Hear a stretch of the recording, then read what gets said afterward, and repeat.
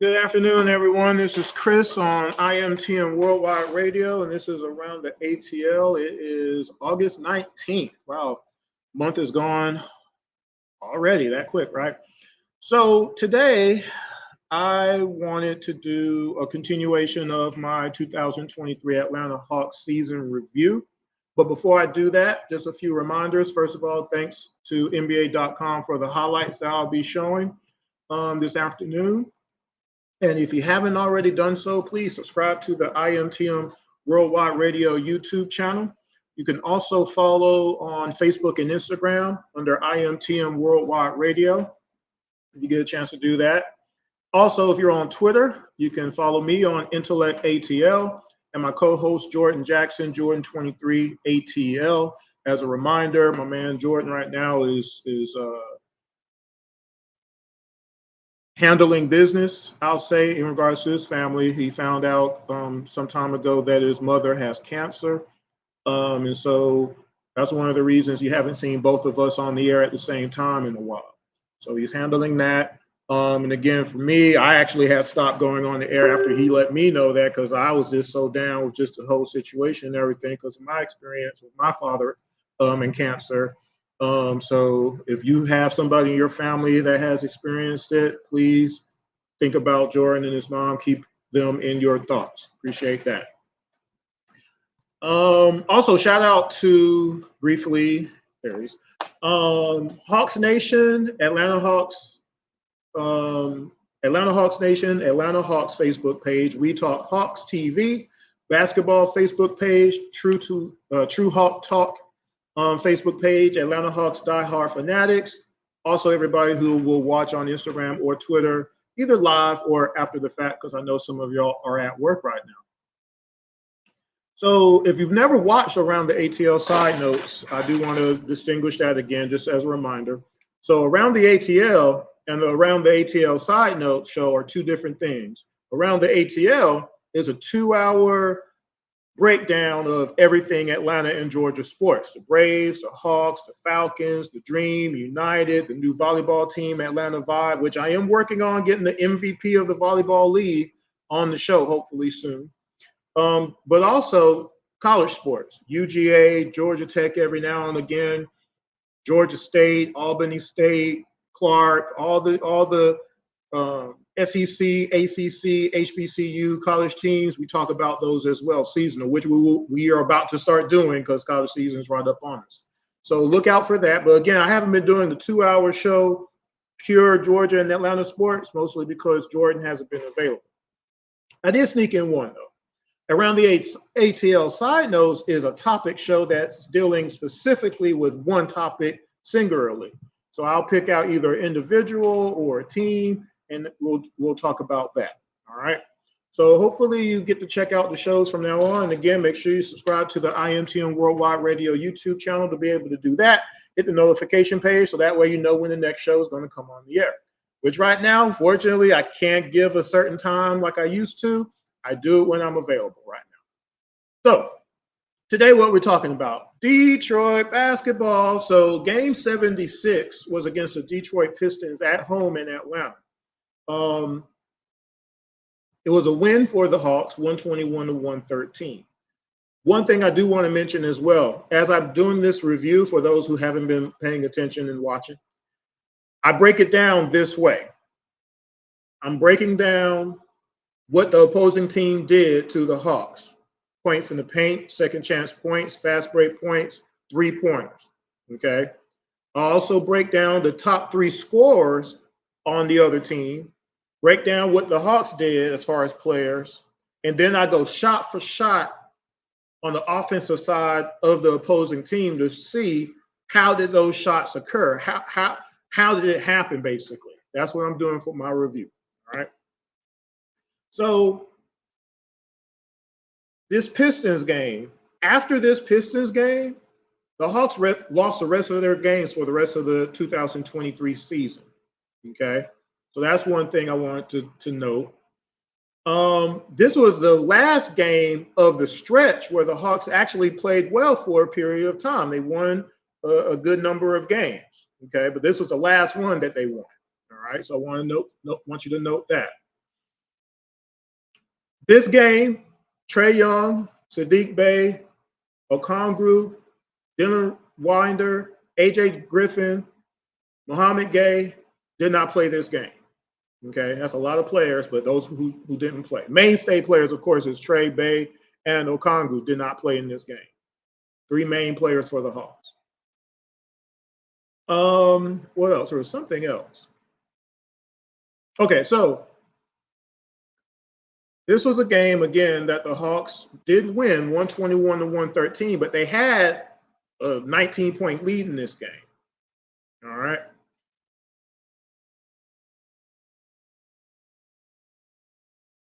So for the Pistons, they had 54 points in the paint.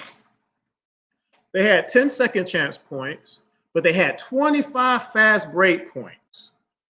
They only hit 33% from 3. They only hit 10 threes in this game, which for the Hawks is great because they averaged 14 threes a game for the season. Okay. So points in the paint, the Hawks were 25th in the league in points in the paint given up. They gave up about 53 points a game. So the Pistons were right there as far as that goes. It's a lot of points. 25 fast break points, that's way too much. Again, the Hawks were 28th in the NBA in fast break points given up. Okay, it's bad. All right. Now, again, the percentage of threes didn't really hurt, but it still was 10 threes, and those 10 threes actually did hurt during this game at certain points of time because of who was hitting them. All right, and when that does come up. Highest scores for the Pistons, the 3 was Malachi Flynn with 50. He was 18 for 25 for the game. He was 5 of 9 from 3, so he hit half of the Pistons' threes in this game. He was 9 of 12 from the free throw line. Duran had 11 and Sasser had 11. Those are the only other 2 players on the Pistons that had double digits in this whole game. And don't forget, if you do get to watch this show live, you can comment. For the Hawks, Hunter had a good game. He was 11 for 16 from the field. He was 3 of 6 from 3. He had 26 points. He had 7 rebounds and 4 assists in this game. Both of those definitely above his average. Okay. Jalen Johnson, he had a good game as well, 10 of 14 from the field, 2 of 4 from 3 for 28 points. Now, I do want you to note those 2 per what happens in the Dallas game that is already up on the page. Okay. The Dallas game that followed this Pistons game, 2 different stories in that next game, which the Hawks did lose that game by like 14 points. Okay. What just happened there? Clint was 5 of 9 from the floor, 1 of 2 from the free throw line. He had 11 points. He did have 16 boards. He had 2 steals and he had 2 blocks. Bogey was 4 of 15 from the field, 2 of 10 from 3 for 10 points. Did not have a good game. DJ was 10 of 21 from the field, 2 of 8 from 3 for 24 points. He also had 11 assists. Bruno didn't score. Garrison was 3 of 3 from the floor. All of his was threes. He had 9 points. Vitt had 4 points, and Kobe had 9 points in this game. One of the things I mentioned in the review of the games that I've done, you can look at certain games and see how they bled into the very next game. Okay. This is one of those. The Detroit game going into Dallas. Another game was the Pacers game, game 82, the last game of the regular season, and the play-in game against the Bulls. Okay. Another game was the Dallas game going into the Miami Heat game right after that.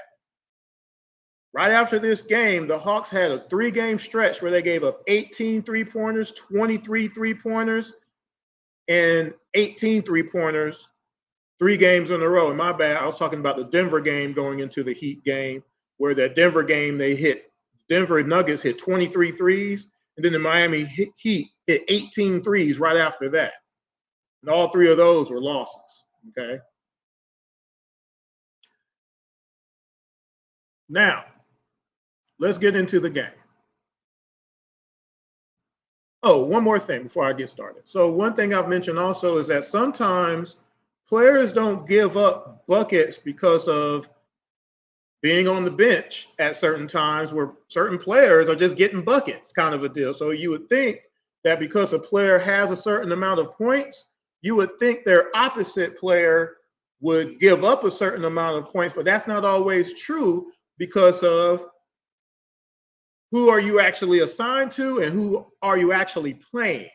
Who are you picking up on the fast break or coming up the court, right?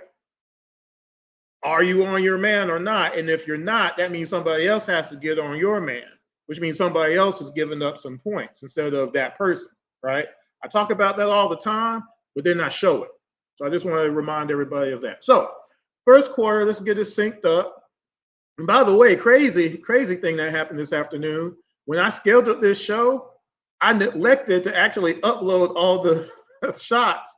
I still had the Dallas Mavericks game loaded in here, so I had to hurry up and switch everything. So I'm glad I noticed it though, because I was like, why is everything looking like blue instead of red with the Hawks home court? And that's when I went on. I had to click on the link. I was like, oh man, this is still the Dallas game loaded up. So just funny to me because I do that sometimes. So first shot, first quarter. Now, some of these I'm not going to go into too much detail because it's really easy to explain. But the first shot of the first quarter that Detroit hit was their center Duren with a driving layup on Clint for their first score. So the active hands of Murray creating a steal, and this Pistons team, Nick, as you know, will turn it over like there's no tomorrow during the lay-in. Now, the funny thing about Duren is he doesn't get a lot of shots, or at least not last year he didn't, okay? If they were to give him more attempts, he would easily be a 19-point-a-game guy. But I guess, I don't know, because he's young still and all this and everything like that, but he finishes in the paint well. He can hit a jump shot, which you're going to see a little bit in this game. He could drive to the basket. If they just gave him, I think they're going to probably give him some shots this year. Duren, I'm talking about. But watch this again. So the active hands of Murray creating a steal, and this Pistons team, Nick, as you know, will turn it over like there's no tomorrow during the lay-in. That was a lay-in from the three-point line, okay? So that was the first 2 points for the Pistons. Here's a second shot. This was actually on JJ. This is from the same player, Duren. This is on JJ, though. 9-2 Atlanta. Duren turns and rolls it in. Jalen Duren in his second year. That was a turnaround baby hook in the paint. And again, I'm just saying this. Why is it bad to want to have somebody like that as your 5 with the ability to drive it if you need to be able to hit a turnaround jumper in the lane like that, and or to hit a straight up jumper from somewhere on the court and be able to hit free throws, because Duren can actually hit free throws too. I don't know if it's in my notes, but I want to say I know he's in 70s. I don't know why that's a bad thing. But that was the second shot that the Pistons hit. Remember, he only had 11 points in this game. And he was only one of 2 who had double figures for the Pistons in this game. You saw 4 points right there. It's not a lot, all right? Third shot. So here is a point where on the Hawks defensive side, this is where overhelping comes into play. I always talk about overhelping, right? So Duren crashes to the basket on the overhelp. He gets the pass. He misses the shot. But here's the thing. Here's another part. Nobody blocks out. So Metu gets a tip layup. Now, I want you to look at the film and ask a question to yourself. Did anybody try to not allow Metu to get this bucket? And you tell me if it's a good effort or a bad effort or not, okay? Third shot, first quarter. They go inside, and Duren rolls it off the rim. The tip, though, is good as Metu. Now, what I saw were three players standing there waiting for something to happen. I'm not sure what, but I just know if that had been me, I wouldn't have got picked up next game. The reason I say that is, and I talk about this in my Sunday night basketball videos, which I still haven't posted, I'm sorry. When I get on the court, I'm usually the tallest and the biggest guy out there, with a few exceptions. One of my jobs, no matter what, is I got to rebound. I can't let the small people get rebounds over me. Either I got to block out and allow one of my teammates to make sure they get the rebound, or I personally have to get the rebound and or tip it to one of my guys. There is no way I can get away being old man Chris now. I could just stand there and just let what you just saw happen. That was the third shot of the game. Fourth shot. This is Duren again. This time Bruno is in the game. And you're going to see what Duren does in this fourth shot. Pete, I was trying to help you keep it going, man. I was pulling for you. Duren moving in on Bruno and scores. Turnaround spin move to the bucket. So you've seen 3 of his field goals already in the first quarter. And again, he only scored 11 points. They don't give him the ball a lot. I think they're going to do that in 2024. But Duren probably is an 18, 19 point game guy per his field goal percentage, his abilities, and everything like that. You'll see that throughout the rest of this game. Again, though, I don't know why that's a bad thing that I would want that on my team, that ability to do those things you've seen him do so far, okay? Did Bruno really try to stop him, by the way? But anyway, fifth shot. So here's another thing. Getting back on defense, fast breaks. The Atlanta Hawks were 28th in the NBA in fast breaks. They gave up 25 points in fast breaks in just this game, okay? So nobody gets back. Metu gets the ball. He drives. Hunter gets the blocking foul. Metu gets the continuation and 1. Long rebound to the Pistons. Troy Brown Jr. rather. Now, some people will say, well, Chris, it looked like they got back. They were lollygagging at best, and nobody was on anybody. And that's why you saw that pass and why you saw the effort to say, I'm getting to the basket. Ain't nobody trying to stop me. And 1 and score. Sixth shot. Bruno has Duren. Bruno's still in the game. Duren, from the top of the three-point line now, drives on Bruno and hits a layup and gets fouled. Sixth shot, first quarter. You're not playing very good defense. Oh, Duren puts it in. That's going to be an and 1. That's the second time in the first quarter that Duren, from the top of the three-point line, drove all the way to the basket and scored. Again, he almost scored all of his points in this first quarter. He only had 11. Okay? It's crazy. But again, 7th shot. Flynn is bringing the ball up. DJ has him. Flynn passes to Metu. Flynn cuts. He beats DJ. This is a give and go. And he lays it up. Now, this is his first shot of the game that he hits. Remember, he had 50. Okay? So this is his first attempt that went in. Okay? And again, only 2 other Pistons had 11. Those are only 2 other Pistons that had double figures in this game. This is Flynn's first make. There's DJ. He's got 2 buckets now for 4, 23-17. Flynn lays it in. Side note, did Bruno make an attempt to try to block that shot? Or you just let him lay it up? You see a lot of that in this game, unfortunately. 8th shot, first quarter. Wiseman now has the ball. Kobe has Flynn. Flynn runs to get the ball. Wiseman sets a pick. And as he passes to Flynn, Flynn comes off the pick and pulls up for a jumper. I want you to note something when you look at this.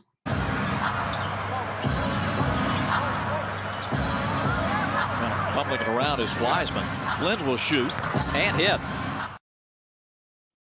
Did Bruno make an attempt on that shot, or did he just watch it go into the hoop?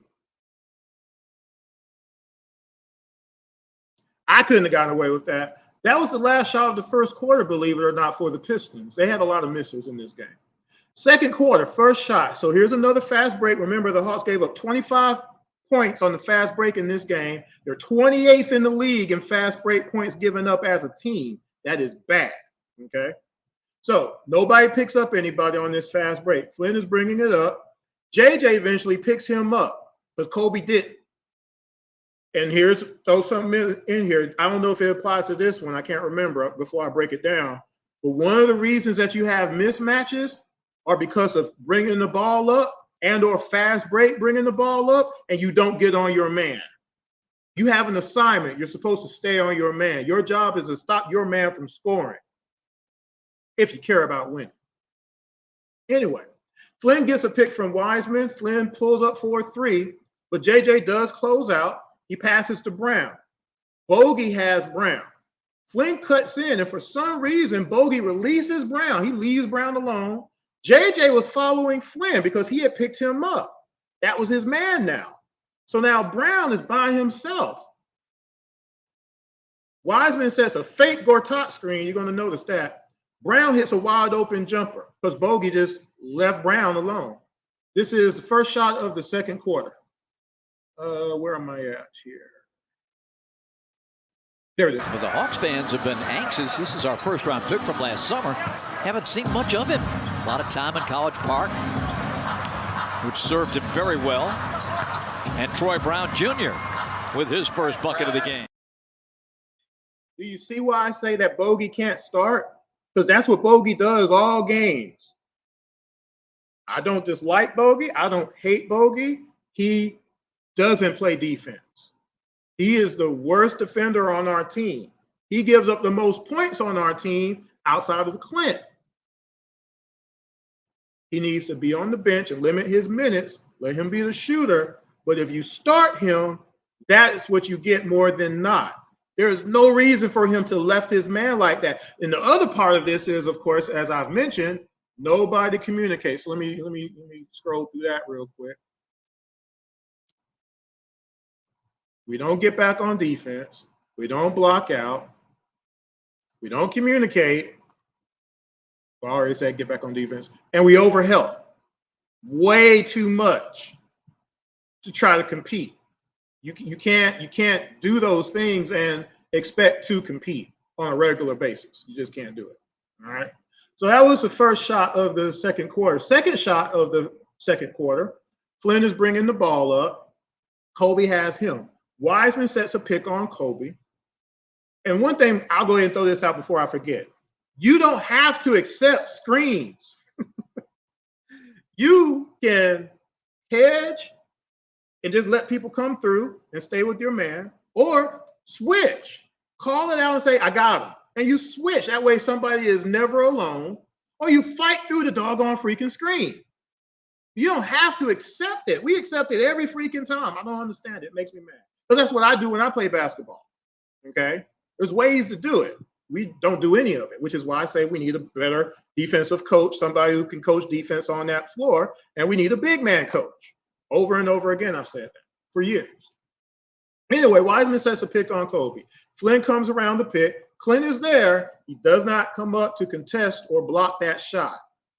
And Flynn raises up for a jumper. Of course, he hits it. So this is the second shot of the second quarter. Let me scroll up a little bit so I don't lose my place. There we go. Somehow got that one to drop, 30-26. That was Wiseman trying to challenge there a little late.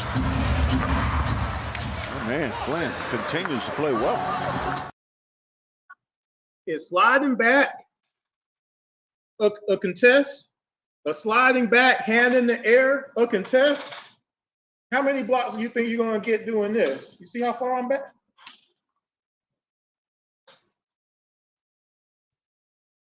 You can't absolve yourself from doing your job. That's why I did the show on Around the ATL Side Notes. What's the point? If you go back and watch that show, hopefully you subscribe to the IMTM Worldwide Radio YouTube page right there at the bottom of the screen. I asked the question at the beginning of that show, have you ever played basketball before? Right? If you have, is your goal to win the game or just go up and down the court? Right? And if your goal is to win the game, is it ever okay for someone else to do your job? What's the jobs, Chris? Whatever that job is that you're good at. Is it rebounding? Is it blocking shots? Is it stealing the ball? Is it getting a layup? Is it driving to the basket and dishing? Is it hitting the jumper? Whatever your job is, you gotta do that. And you can't just let someone else do it and you not do it at all. You're hurting the team at that point. Is your job to score? Is your job to assist? Get the assist? Is your job to block it? Elbow somebody? Whatever that is, you need to be doing it and doing it the whole game. Because once you don't do it and you're going to let someone else try to do it, that's weakening the team. The ones you expect to be really good at something, you need to be able to do it, right? Or is that not fair? We were 26th in block shots for the season, y'all. 28th in fast break points and 25th in points in the paint given up, and we gave up 14 threes a game. We barely won this game that I'm going over. What was that? Second shot, third shot, off of a missed layup, Flynn leads another fast break. 3 Hawks do get back. You got Kobe, you got Bogey, and Garrison back there. But nobody stops the ball. Flynn passes to Ivy. He pulls up for an uncontested 3. Now, in this case, I'm not really sure to attribute this shot to. Clint didn't get back. Bogey has to stay with Wiseman because if you don't, Wiseman has an easy dunk. Garrison, he's on the corner kind of. Kobe has Flynn, but nobody called out that Ivy was trailing. Nobody. And nobody came to get him. And Clint, he finally did get there, but he was way late. But for me, because of Wiseman being up there, I'm going to give it to Clint because on the other end, Clint had stopped because he didn't get a call. And you'll see that on the review. Here we go. Jalen Johnson gives. Capello rolled it off the rim. Wiseman has it. Ivy. And he nails a 3. And of course, they call a timeout. Everybody got to get back. Yeah, you're mad that you didn't get a call or whatever, but he stopped and didn't move. While his man is going up. You got to stay attached to your man. That's the job. If you don't want to do the job, don't be on the court. The Pistons scored 25 fast break points in this game. 4th shot, second quarter. Sasser has the ball. He passes it to Flynn. Flynn gets a screen by Wiseman. Flynn raises up for a jumper. 4th shot, second quarter. They call that Matador defense. Flynn, contact and hit the shot. Now that one, can't really say too much on that one. It is what it is on that one. But it did go in though, didn't it? 5th shot, DJ has Flynn. Wiseman sets the screen on DJ. Flynn drives to the basket and lays it up. At this point, Malachi Flynn has 17 points. And remember, I told you that Detroit had 54 points in the paint. 5th shot, second quarter. Detroit, here's Flynn again. See, that's another play where Wiseman had the ball in the basket. He didn't even look at the basket. But this kid will. Man, he's going to work. 17 from Malachi Flynn. Pistons have tied the game. He's going to work, so we don't got nobody who can stop anybody in the paint.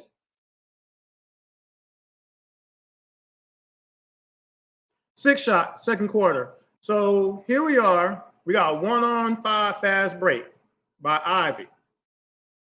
I want you to look at what JJ's expression is while he was sitting on the bench. Okay. Bogey didn't stop him. DJ didn't stop him. Garrison and Vitt were around there and just watched it happen. In this case, though, I'm giving it to Bogey because he was actually there the whole time sliding down the court, and he could have fouled him. He could have tripped him for crying out loud. Okay? 6 shots, second quarter. Layup out of it. Well, and you look at the help defense. It's non-existent. Ivy going up. Beat everybody down the floor that time. Did you see JJ? I'm going to show it again. Watch JJ on the bench. Layup out of it. Well, and you look at the help defense. It's non-existent. Ivy going up. Beat everybody down the floor that time. See, meanwhile, Dominique is talking about the Pistons and how their defense is non-existent, but they lost 68 games for the season. You kind of have an expectation for that. The Hawks are still in a position where they can at least get home court for the play-in game. Unfortunately, they lost the last 7 games of the season after this Detroit game. But did you see what I'm talking about? That was a fast break, and the whole Hawks squad watched that layup occur. Trae Young wasn't on the floor, though, was he? Because that's what most people keep saying, is that Trae Young is the reason that nobody can play defense. They got help and overhelp on Trae Young and his assignments. What did you just see there? 7 shots, second quarter. Now, at the start of this play, there are 3 players looking at DJ who had just gotten beat. 3 players. Another thing that the Hawks do, unfortunately, is leave people on an island, right?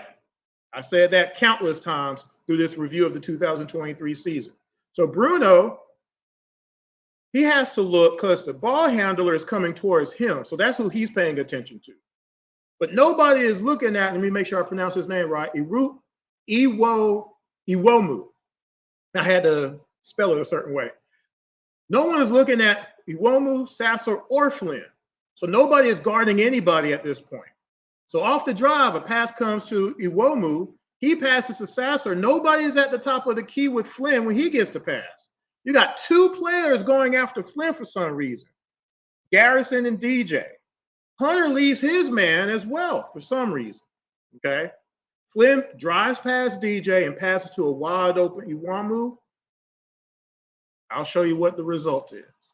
Ivy. Flynn gives it up.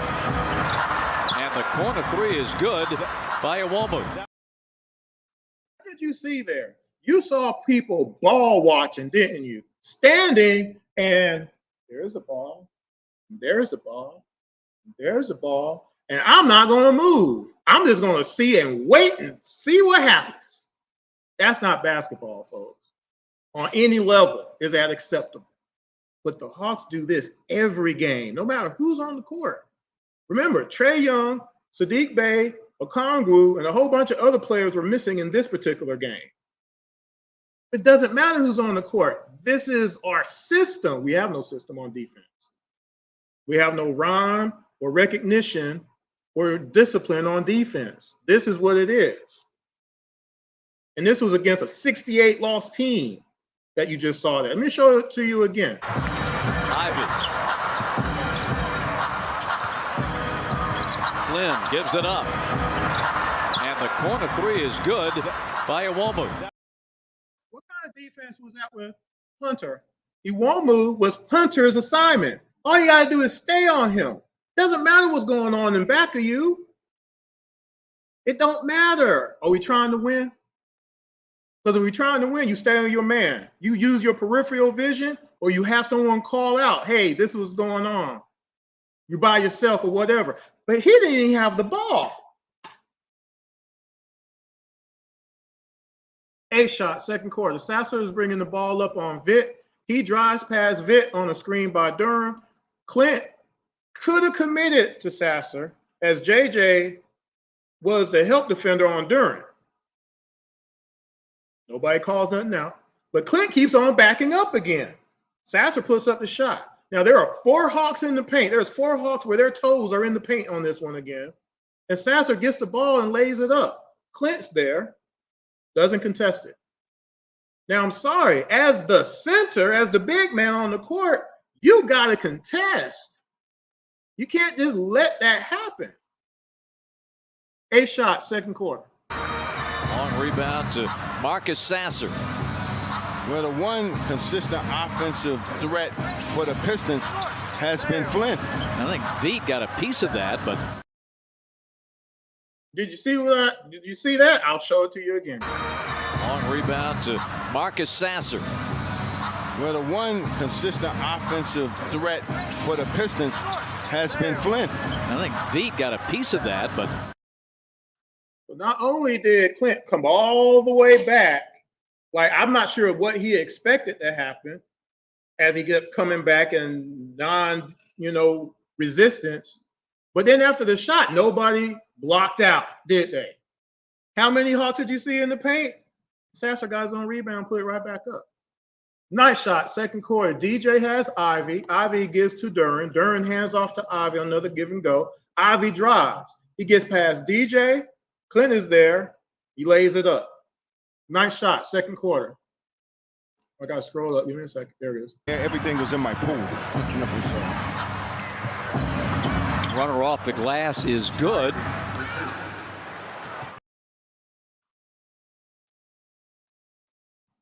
Now, again, one of the things I've said is I don't hate Clint.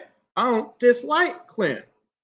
But on the basis of he doesn't give us anything on offense, he's not a threat by any stretch of the imagination. 11 points a game ain't doing it. When all you can do is score off of any lobs that you might get or any putbacks that you might get. He doesn't put in all 4.6 offensive rebounds that he gets. Otherwise, he would have an extra 8 points a game. He can't hit free throws. He can't hit a jumper anywhere on the court, and he don't hit threes. So just based off of that, you either got to hit all your shots inside or you got to be a stalwart on defense. These layups can't keep happening. These are layups that happen every game on guards. I'm not even talking about centers and all that, but these are the guards. These are the little guys.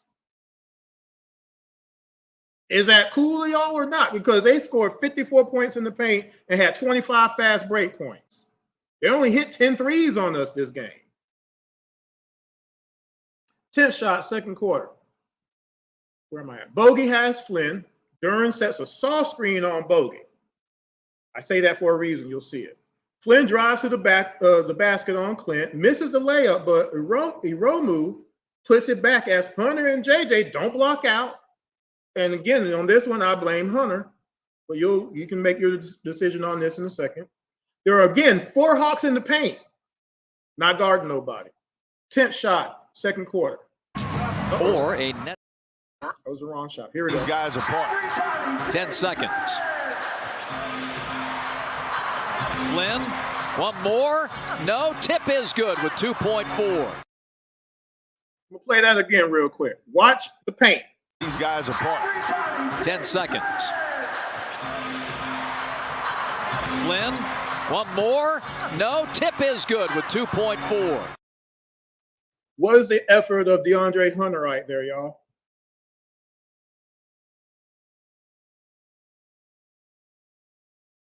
It's because he didn't block out. He don't know where his man is. Nobody knows where their man is, and they don't care to know where their man is. Dude just went by Clint like he wasn't there. He would have had a layup if he had not missed it, but he missed it, and then they got the rebound and put it back in. How is that acceptable? By the way, and I mentioned this in another show, the reason I keep asking that about being acceptable or not, because nobody's complaining about it. Nobody is mad about it. Nobody is mad that the team is 28th in fast break points given up, 25th in points in the paint given up, 53 points or more in the paint every game, and giving up 14 threes every game. Nobody is mad about none of that. And nobody has been mad. Well, a few have been since I've been showing these games, but not enough are mad at what you just saw there, the effort. There is no effort. It's either effort or ability or the combination of the two where we can't stop people. It's not just Trae Young. No, Trae Young ain't the best defender on our team, but he ain't the worst. He ain't the worst. And the other part of that is at least he can even his out. Even with DJ, the times that DJ don't play no defense, at least DJ can give us 22, 23, 24, 25 points. He can rebound his position at least. The days that Bogey is hitting, at least he can give us 15 points, 17 points. But when he ain't when he ain't hitting, he's like Sadiq Bey. Sadiq Bey don't play no defense either. He rebounds his position, but he definitely can't stop nobody. But when he ain't hitting this shot, it's bad. When Bogey ain't hitting this shot, it's bad. Bogey was 4. Let me see. Bogey this game was 4-15 in this game. And I'm gonna jump real quick. Bogey gave up 15 points in this game as well. You see what I'm saying? So, was that the last shot of the second quarter? I believe so. So, halftime. So, here we go. Third quarter, first shot. Let me make sure I scroll up a little bit. There we are. Is that it? Yep. So, watch Bogey. He has Sasser. DJ has Ivy. Ivy drives to the middle of the lane. You got DJ, you got Clint, you got JJ, you got Bogey, all in the painted area, somewhere near it. Both JJ and Bogey have left their guys. Not sure why. Ivy passes to Sasser. Now, Bogey comes all the way back to try to contest. Sasser basically just uses an escape dribble and hits a three. First shot, third quarter. Or a Nets loss to Indiana in Brooklyn, and the Hawks will clinch a play-in spot. Sasser from the wing connects. You can't keep leaving your guys, because all that does is give the other team an opportunity to pass it to somebody who's wide freaking open every single time. Second shot, third quarter. Duren brings the ball up the court, dribbles twice, and hits a pull-up 16-footer. Second shot. Second three tonight. He's got 10. 65-53 Atlanta. And a good-looking stroke by Duren. But we don't want that from the 5 position. Third shots, third quarter. Stay with your man is the thing. So Sasser is bringing the ball up. DJ has him. Bogey has Flynn. Flynn gets the ball from Sasser as he comes across. Now, DJ switches to Flynn, but Bogey is also still looking at Flynn. He hasn't switched. Flynn passes back to Sasser, who takes a three. Hunter, he's ball watching, so of course when that shot goes up, guess what? Bad things happen. Third shot, third quarter. Really, really solid since he's come back off of his injury. And his jump shot in the last 2 years has been outstanding. Whoa. Troy Brown Jr. gets up. If Hunter just stayed with his man and was attached to him, he wouldn't have been able to get that slam dunk. 54 points in the paint. Remember that? Remember, the Hawks won this game 121-113. You're going to see as this particular quarter goes, look at the scores and how big the lead was at a certain point. But anyway, fourth shot, third quarter. So Flynn is bringing the ball up. DJ has him. Duren sets the screen. DJ is not able to get around it. Flynn pulls up for a wide open jumper. Okay? I'm going to let you watch. Well, like I said, 2 guys you can throw at you right now is Murray and Hunter. Flynn again. Hunter's got a 9 for 13 night. Fifth shot, third quarter. Before the next shot, look at the score. The Hawks are up by 19 points. This is the fifth shot of the third quarter. They're up by 19. I want you to remember that, okay? Again, the Hawks won this game 121-113 at home. Pistons had lost 68 games, okay, for this regular season. And only 2 people besides Flynn had double figures. You saw one of them, Duren. The other one was Sasser, right? 11 points. That was it. So Brown Jr. is bringing the ball up. DJ has him. Vitt has Flynn now. Brown passes to Flynn. Flynn drives all the way to the bucket on Vitt as Clint is there. Okay? I want you to watch this shot. Hawks by 19. Over halfway through this third period. All right, Malachi, you got yours. Start passing them. Yeah, really. All right, enough is enough here. Now, Bob and Nick are getting frustrated, but what was Clint doing right there? Let me show you again. Hawks by 19. Over halfway through this third period. All right, Malachi, you got yours. Start passing them. Yeah, really. All right, enough is enough here. He blew by Vitt. That's one thing. But again, I'm the center on my team. If I made the pretend motion like I'm going to come up and step up and get in the way of the ball handler coming towards me, and I don't go up to try to defend or at least foul you or make you pass to somebody else, I'm not playing for the rest of the night because nobody's going to want to pick me up. Chris on God tonight, man. Oh, man, Chris, man. Yeah, Chris, you need to go ahead and sit out, man. It looks like your knees kind of bothering you because that's what they would assume. I'm hurt. Because they know if I can play, I'm coming out there to play. I don't go out there for exercise. My knee brace is on. I'm going for it. I'm getting around screens. I'm getting back on defense. Even if it's 5-on-1, I'm going to try to block the shot. I'm going to call out for help, though. Hey, I need help. Got 3-on-1 here. But I'm down the court, though. I'm the first one down the court. Old man Chris against the 20-year-olds. Clint literally stood there. Let me show you it one more time. Hawks by 19. Over halfway through this third period. All right, Malachi, you got yours. Start passing them. Yeah, really.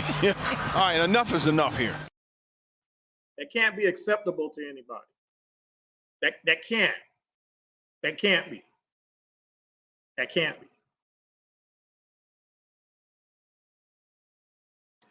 By the way, I mentioned it earlier, Duran hit 79% from the free throw line last year.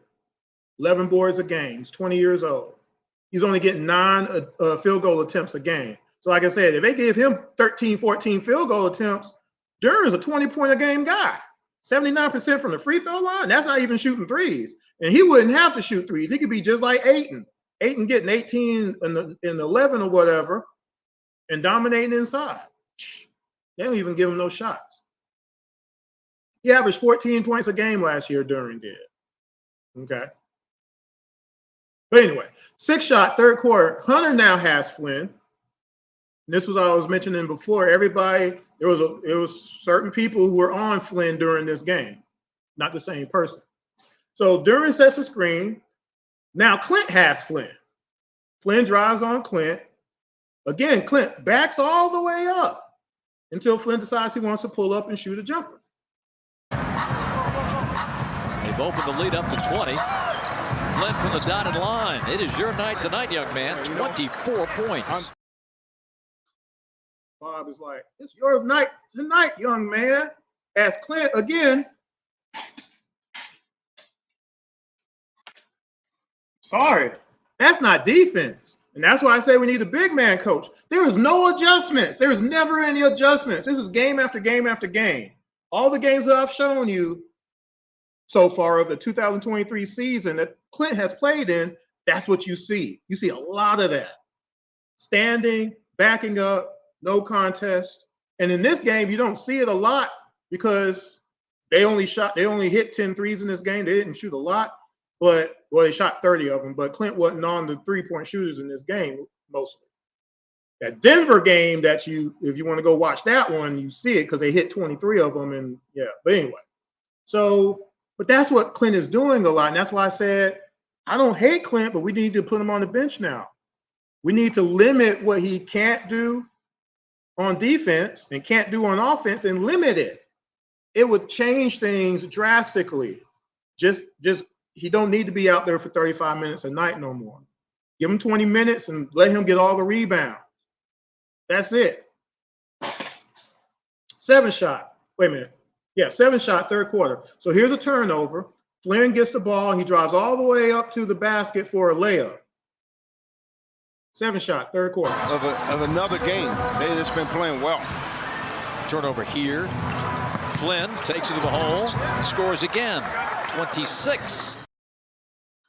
Did DJ stop the ball? Anybody see that? Did he try to stop the ball?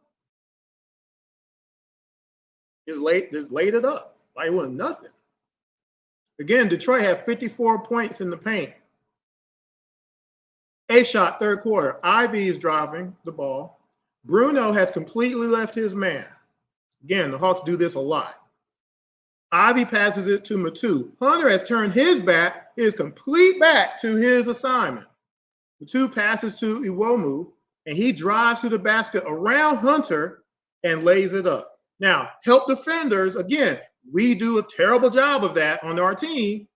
Everybody is left on an island. Nobody can slide over or nothing. But DJ was there as a help defender, and he allows him to lay it up as well. A shot, third quarter. Just a hair long. Here's Ivy in the paint. Womo goes to the glass and lays it in. Did you see DJ move at all? Like, did he move a centimeter? I'm going to play it again. Just a hair long. Here's Ivy in the paint. Womo goes to the glass and lays it in. This was in wins and this was in losses. This is why the team lost 46 games this year, y'all. It ain't Trae Young. Trae Young is not a good defender, but he ain't the worst on the team. It's a team effort. The whole team was bad. And when you're supposed to be able to rely on who your best defenders are, and you can't do that either, it's really bad then. If Clint and DJ and Hunter are supposed to be our best defenders, I've shown you in this Detroit game, and then the game right after this, Dallas Mavericks, who hit 18 threes on us. And then the Denver Nuggets, who hit 23 threes on us. And then Miami Heat hit 18 threes on us. That's 3 straight games, 3 straight losses where all these players have played trained on the floor to hinder anybody playing defense. Because that's the premise of all these people out here who keep saying, oh, well, the reason the Hawks can't play defense and do their job because everybody got to overhelp and help on Trae and all this. Nobody's targeting Trae Young. If you go and watch all the games that I've shown you, they're not.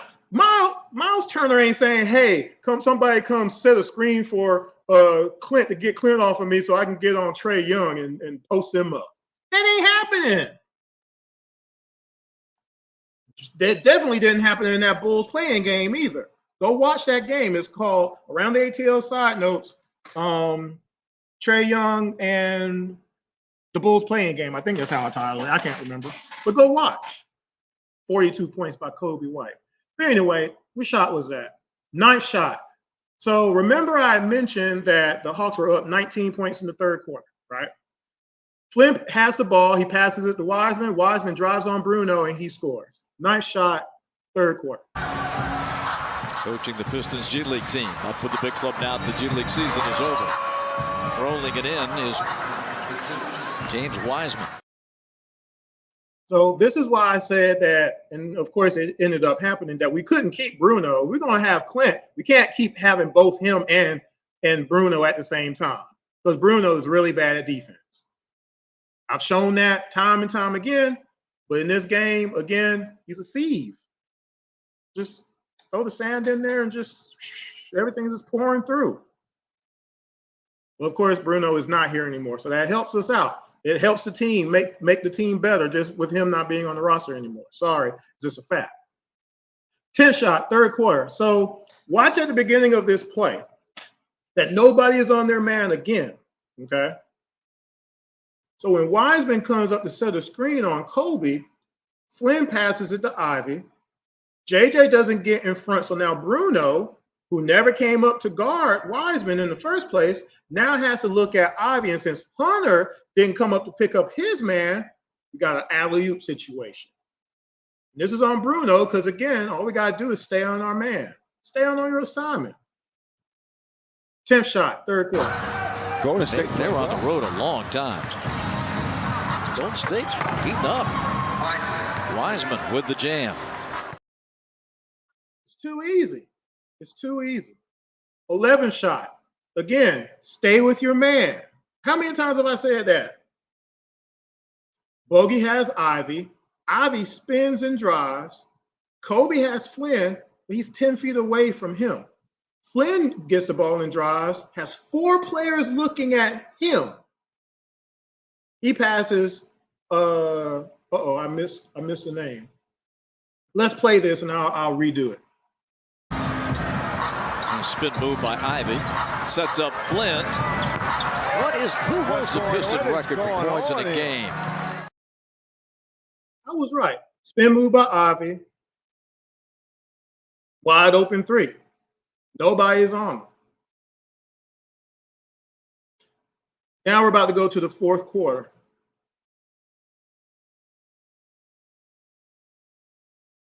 There it is. So I want you to watch this especially. Watch closely on this. So Flynn is bringing the ball up.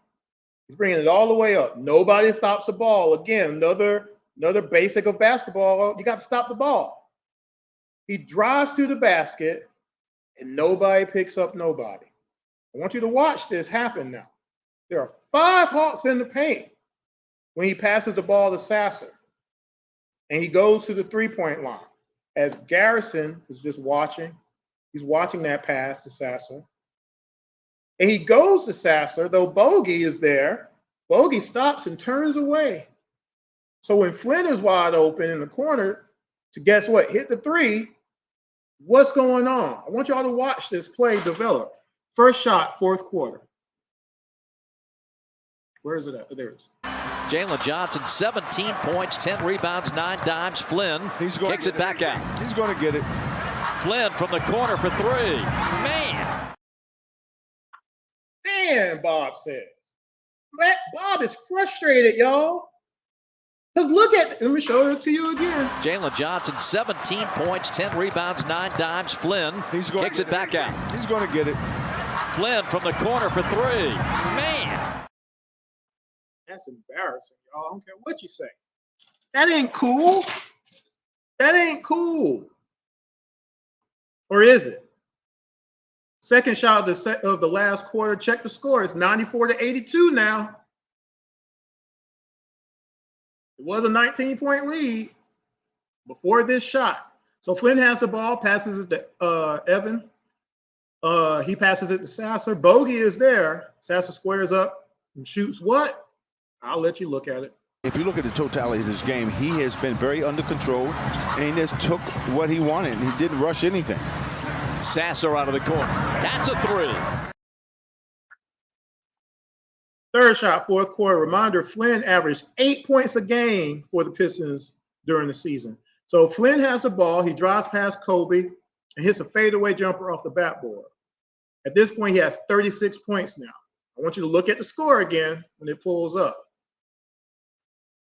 Question, have you seen any Hawk in all these possessions for the Detroit Pistons double team Malachi Flynn? Third shot, 4th quarter. 9:85 Atlanta. And 12 boards to go along with it. Hey, look at Malachi Flynn. Man. 36 for Flynn. 36, he says.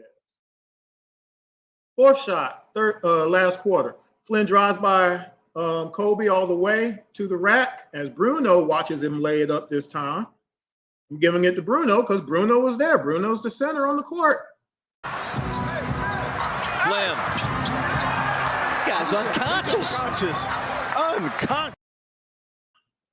Now, did you see the disheveled? Bruno didn't even jump. Bruno didn't get up. Let me make sure. Let me play this again real quick. Flynn. This guy's unconscious. Unconscious. Bruno didn't jump. Bruno didn't contest the shot. All he did was shove him out of bounds.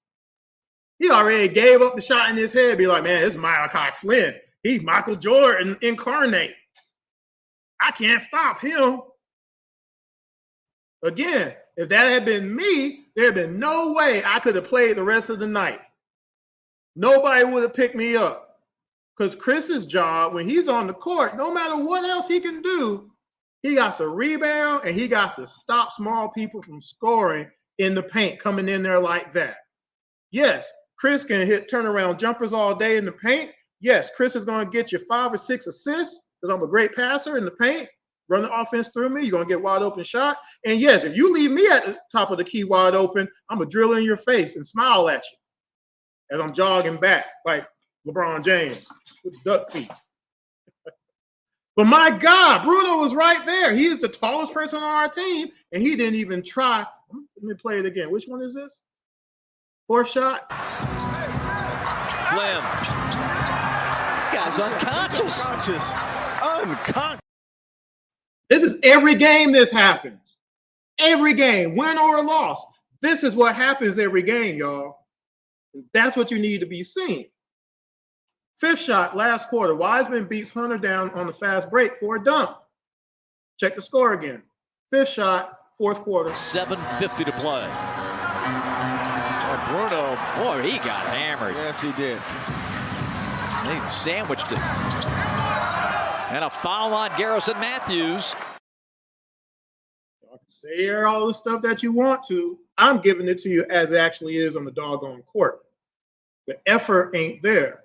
The brain function ain't there on defense. It just isn't there, y'all. Like, they gave up 25 fast break points and 54 points in the paint in this one game. And it bled into the next game against Dallas. Which one is this? 6th shot. So Wiseman I'm gonna just play this one. I don't even want to talk about this one. Murray lost the handle. Sasser ahead to Fournier. Right down the pipe for the dunk by Wiseman. That's Bruno's man again. 7th shot. So the Hawks, again, 25th in points in the paint given up. 28th in fast break points given up. 26th in block shots. So here's another turnover, another 5-on-1. The 2 has a dunk as he beats somebody off the floor. Jalen, his pass intercepted. Pistons running 5-on-1. And another dunk. Timeout, Quinn Snyder in Atlanta. You see Hunter just kind of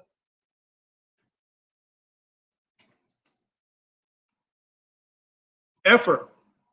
8th shot. DJ has Flynn now. Duran sets a pick. Clint doesn't step up to contest. DJ, I'm going to just say it, doesn't fight through the screen, or at least go under. At least have somebody there to be an obstacle because they know Clint ain't going to come up. If none of that happens, 8th shot, 4th quarter. That's what I knew was our year. Yeah. Flynn! Oh, my! Goodness. Malachi Flynn's got 41. Malachi Flynn got 41 and nobody's doubling him. Clint wasn't going to come up. He never comes up. He never comes up to contest.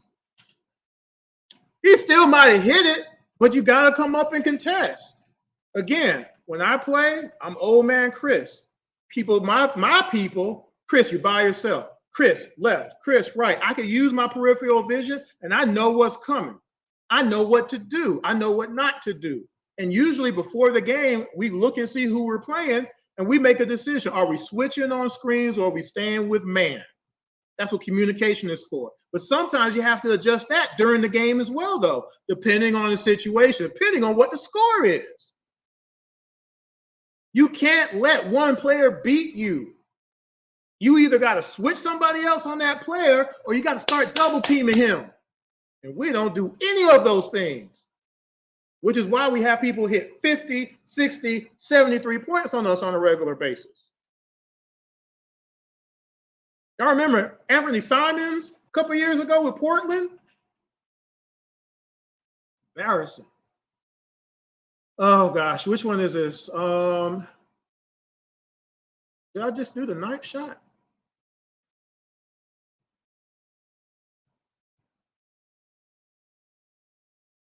Lost my place. Give me a second. No. Okay, so 9th shot. Here we go. 9th shot, 4th quarter. Sasser off the Duran screen. On the bounce. Here's Flynn going up and going in. 43 for Malachi. That was on DJ. 10th shot last quarter. So Bob basically says Malachi is doing whatever he wants, and I agree. And again, like I said, he was never doubled. Although I think in this, no, it's the next play. Never mind. So anyway, Flynn gets a screen from Duran again. And I've always said at a certain point, if screens results in a shot, that should be an assist too of some sort, or at least give it half an assist. But anyway, Bogey has Flynn. Flynn drives to the basket for a layup as Clint runs out of the paint. He runs out of the paint on this one, y'all. So I got to give this one to Bogey because he was right there. By the way, this is Flynn's third shot in a row that he hits, I believe. Flynn, a Tacoma guy. Malachi's got 43. He's just doing whatever he wants. 45 and counting. I want someone to explain what the purpose of Clint leaving like that was. In the situation, let me play it again.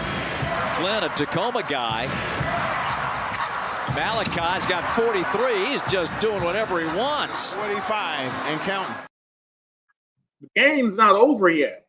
Where was Clint? Where was Clint going? Flynn is coming to the basket, and Clint is leaving the basket area. I don't get that. Anyway, 11th shot. Again, now this was one where Bob says that it was a double. It wasn't a double. It was a screen where Clint comes up, as usual, to play the ball handler, to overhelp. It's not a double. Flynn passes to Sasser, and neither Bogey or JJ commits, so Sasser shoots and hits another three-pointer. Back, folks. Yes, indeed. You see they're doubling Flynn. They're not letting him go one-on-one. And it's a three on the wing for Sasser. We'll play that again. Look. Flynn, a Tacoma guy. Wrong shot. Back, folks. Yes, indeed. You see they're doubling Flynn. They're not letting him go one-on-one.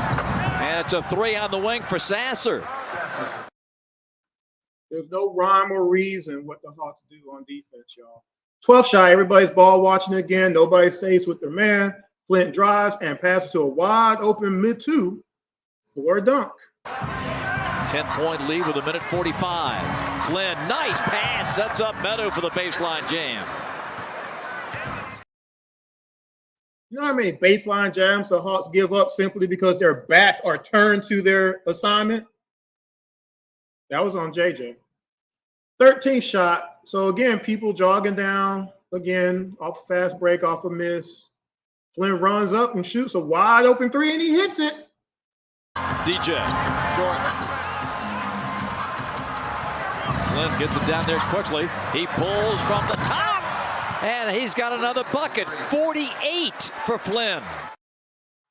No sense of urgency. What was Bowie doing jumping up from where he was at? And immediately Flynn sees it. Ain't nobody gonna stop the ball. Man, I'm gonna get over to the three. I'm still trying to win this game. I don't know what they're doing on the other side of the court, but I'm trying to win the game. Game ain't over yet. Drills a three. This is every game. This is why we've lost so many games since the 2023 season. What you're seeing in a win, like I said, translates into the 7 games that they lost after this. This game really is like the primer for it, really. Last shot of the quarter that the Pistons hit field goal wise, because I don't do free throws. Off a turnover, Flynn gets a fast break layup to get to 50. Murray double team, and they take it away. And Malachi's got a lay in. Timeout Atlanta. Flynn's got 50. Flynn's got 50. Malachi Flynn averaged 8 points a game for the regular season for the Detroit Pistons, and he dropped 50 on us. And Trae Young was nowhere on that court for that to happen. So if you watch this from the beginning to the end, if you did it live, I appreciate it, or you watch it after the fact, you get home and whatnot, I want you to watch how all these shots occurred. And then I want you to go and look at the Dallas game, and then Denver, and then the Heat, and then Charlotte, and then the Timberwolves, and then the Pacers, and then the last game of the season for the Hawks, the play-in game against the Chicago Bulls. You watch all of that, and then come back and say, okay, yeah, changes needed to be made. They had to be made because you can't keep doing it like we've been doing it. Again, Trae Young ain't the worst. I mean, Trae Young ain't the best defender on our team, but he ain't the worst. And we weren't losing games because of Trae Young and his defense. We lost games because of the team's defense and the lack of it. Why isn't Hunter leading the team in steals? Why isn't he a team leader in block shots? Why isn't he a team leader in charges taken? Why isn't he third, or why isn't he second in rebounds? Like, for real. Like, just say that out loud. I don't care about the missed games. He missed 25 games again this season. He's never played 70 games in the season. That's what it is. 5 seasons. But not once is he a team leader in those categories or supposedly going towards defense. He's never been first, second team all defensive team in all NBA. Never. And that don't matter to nobody as a wing in the NBA. When shooting guards average 30 points a game against us and small forwards average 27 points a game against us, it matters. Jason Tatum averaged 27 points a game in our last appearance in the playoffs against the Boston Celtics, scored on the Hawks. And Brown averaged 22 in that series. Trae Young single-handedly almost beat the Boston Celtics. We just needed a little bit of help. DJ did his part in scoring, except for the game he got suspended, messing with the ref. Trae won that game. You know that, right? We just needed somebody slow down on the other team. Because Trae was handling them by himself.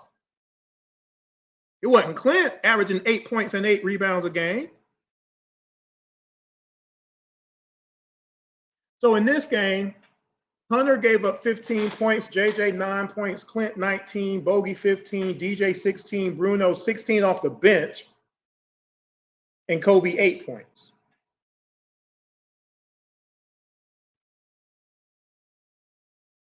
Clint gave up a lot of layups in this game.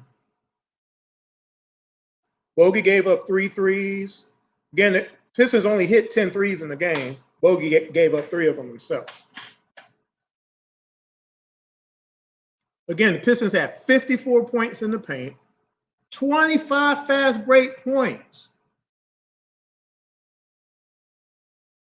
Malachi Flynn had 50 points in this game, y'all. So, hopefully you appreciated this review. I'm finished for the day on this one. The next game will be the Chicago Bulls game, game 75. That was also a victory, okay? But the reason, and I wasn't going to do victories in this review, but I wanted to go through some of them because, again, some of them bled into the losses, unfortunately, okay? And in this particular case, I wanted to do this Bulls victory over the Bulls because in this game, Kobe White had 22 points in a loss. He had 42 points against us in the play-in win. Vucevic had 5 points in this game, I believe. Let me make sure I'm not missing that. Yeah, he had 5 points. He had 24 points in the play-in victory against the Hawks. DeRozan had 31 points in this loss, but he had 22 in the win. So what was the differences? Because in that play-in elimination game, Clint gave up 29 points in that game, mostly to Vucevic and White. Bogey gave up 24 points in that game. DJ 18, Hunter 21. And remember, Hunter only had 8 points and 2 rebounds in that elimination game, and nobody says nothing about that. Everybody else in the starting lineup had 20 or more, except for Hunter. And we needed it. We could have won that game still with all the other foolery. White scoring 42 points. Like, nobody doubled White after he had 20, 28, 20, 30. He had to score 12 more points. Vucevic, all the open shot. The first shot of the game was Vucevic driving on Clint like you saw during. That was the first shot of the game. The first 2 shots of the game was Vucevic on Clint. How does Trae Young figure into those two possessions? And no one can answer that question. Why is Hunter turning his back to DeRozan? Why is he giving up straight up, spot up jumpers to DeRozan? Trae is not guarding DeRozan. He's not guarding Vucevic. Bogey was on Vucevic one time. I'm trying to figure out, why is Vucevic getting this layup on Bogey? How is Bogey on Vucevic? That's Clint's man, or Bruno if he's in there. Go watch the rest of the reviews when you get a chance. I think there was one more thing I was going to mention. I can't remember now. But again, I'm going to continue this series of the review of the 2023 season because I need people to see what actually happened in these games. I truly believe that people haven't watched any Hawks games. But then there's a contingent who has, and they've even seen my breakdowns of what the opposing teams have done to us, and they're still in denial, which is really bad. But it's okay because at least it's on record. Here is what actually happened in the game. It's not what you thought happened. It's not what you wanted to have happen. Here's in reality, outside of the matrix and artificial intelligence and everything, here's what actually happened in the game. It's not what you know, it's what you can prove, right? That's what Denzel said in training day anyway, right? We give up points because the whole team is bad on defense. And we don't have enough effort from our top tier defenders. We just don't have it. And we don't have nobody from the bench doing anything about it, which is the worst part of it. And I'm gonna end it with this because I actually do have to go now. It's 3:16. One of the things I've always used as an analogy is whether or not you want to use a parent. If you have kids, would you on purpose continue to let your kid put their hand on the stove over and over and over again, even though you've taught them since they were a baby that putting their hand on the stove or even getting near the stove or the oven is a bad thing, but they continue to do it? Whose fault is that when they're going to the hospital all the time? And when they come back from the hospital, you're going to let them do it the next day? You got to do something about that, don't you? Right? Just because you trained them, if they're still doing it, there got to be a consequence for that, right? If you're an employer, you own a company, or you're the manager, and you train somebody, no, let's take that out. Let's take that out of the equation. Let's say you hired somebody with 10 years experience.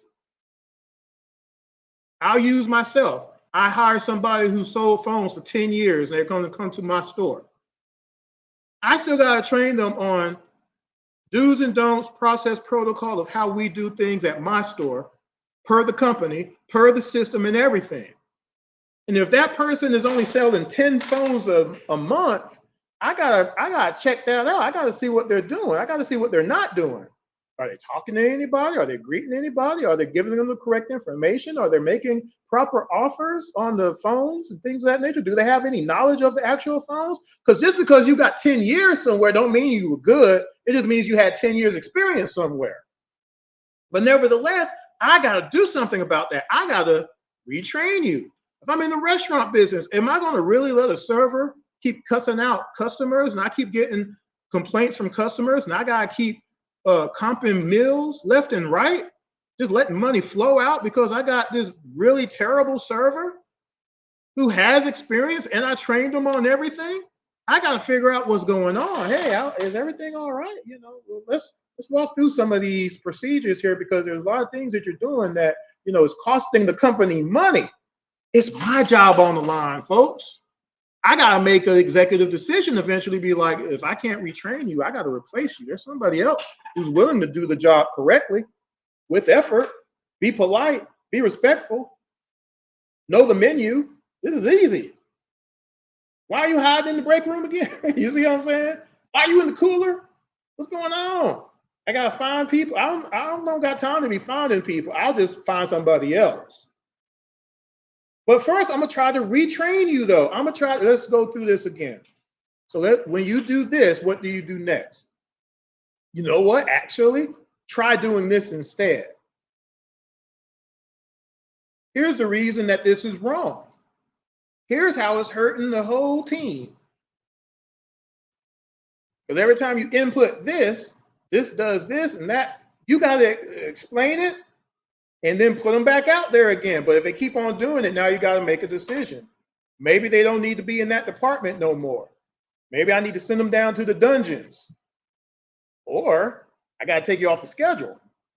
Or I got to remove you permanently. We don't have that on our coaching staff. It's not happening during games. There was not one adjustment through the first, second, third, and fourth quarter to stop Malachi Flynn from scoring 50 freaking points. Did y'all see it? I didn't. There was no adjustments in the Dallas game. If you go watch it, it's game 77 against the Dallas Mavericks to stop the Dallas Mavericks from hitting 18 threes on us. Let me see if I can find it real quick. Do I have it pulled up? Dallas, here we go. In that Dallas game, let me read this to y'all, show you how absurd this is. Bogey, by himself, gave up 27 points in that game. He gave up 7 3-pointers himself. I'm sorry, I like Bogey, but that's too much. Want to know why it happened? Because too many times he was on somebody he shouldn't have been because somebody didn't pick up their man. Pure and simple. He can't stop Luka. There is no galaxy that Bogey can stop Luka, slow him down in any sense of the word, him or Kyrie Irving. But many times he was on people he could not stop at all. That's why DJ only gave up 6 points in that Dallas game. JJ gave up 16 points in that game, Hunter 7. Bruno gave up 12 off the bench again. Kobe and Vic gave up 8 apiece. That's 16 right there. You want to know who they were guarding a lot off the bench? And we lost this game to the Dallas Mavericks. Where's the score? And we were 36-41. At this point, we still had a chance to beat the Bulls out for the play-in. We lost this game 109-95. That's a 14-point loss. Bogey gave up 27 points himself. 7 threes? Y'all don't think that's extreme?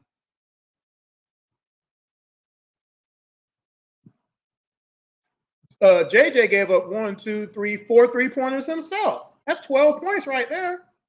That's the game right there. Sheesh.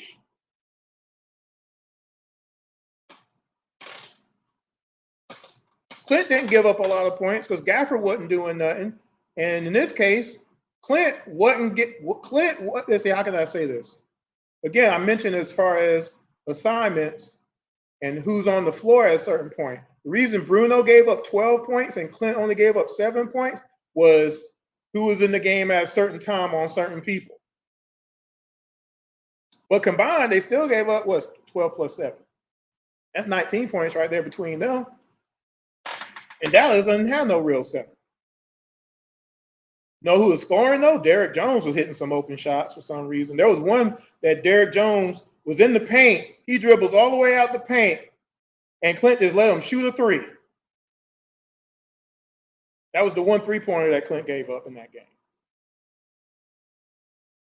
Dallas hit 18 threes in that game, y'all, right after this Pistons game.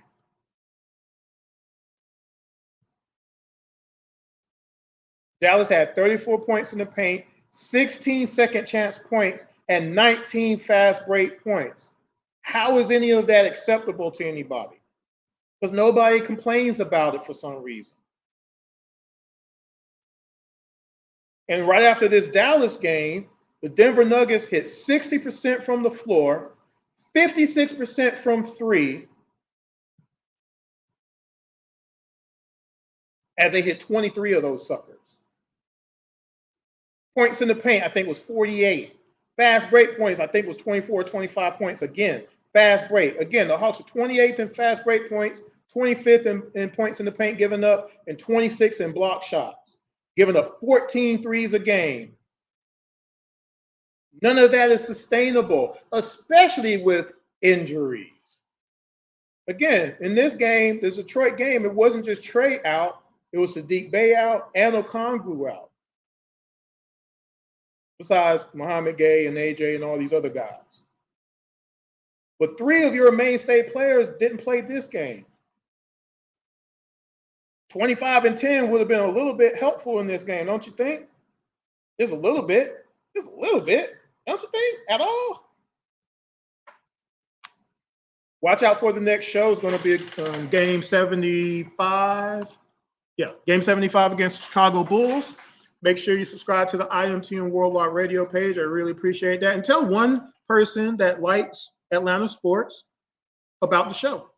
Let them check it out for themselves. Make sure you go backtrack and watch the rest of the shows over the last couple of weeks and months. Definitely appreciate that. I've done some shows on Hunter and Clint and others, and Trey and Kevin Herter and John Collins. I've written some articles, posted them on here and everything. So if you want a lot of Hawks content, check it out. Got some Falcons content, of course. I'm about to catch up on that in a little bit as well. UGA, as I mentioned, again, it's another, we do college football here as well. So we'll be doing that. Tech, Georgia State, Clark, Albany State, all the HBCUs and everybody as well. So if you like this show, hopefully you enjoyed it a little bit. Check it out. Tell other people. But in the meantime, I'm going to get out of here if I can find the intro again. I can't find it. But make sure you subscribe. That's going to help me out a lot to continue the show. And again, please have your thoughts with my co-host, Jordan Jackson. His mom got diagnosed with cancer recently, and it's a huge deal. Cancer is evil. I mean, I lost my dad to cancer. I lost almost a lot of my immediate family to cancer, actually. The last half a decade, I lost like several of my aunts, which were my dad's sisters, unfortunately. So cancer is tough, y'all. So he's handling that, which is why I've been by myself over the last couple of weeks and months. But keep Jordan Jackson in your prayers and his mom. Hopefully we get some good news sooner than later. Make sure we can get her taken care of and everything like that. But, just be thinking about Jordan for me. I appreciate that. Again, though, check out Around the ATL on IMTM Worldwide Radio. Until next time, y'all take care. Peace.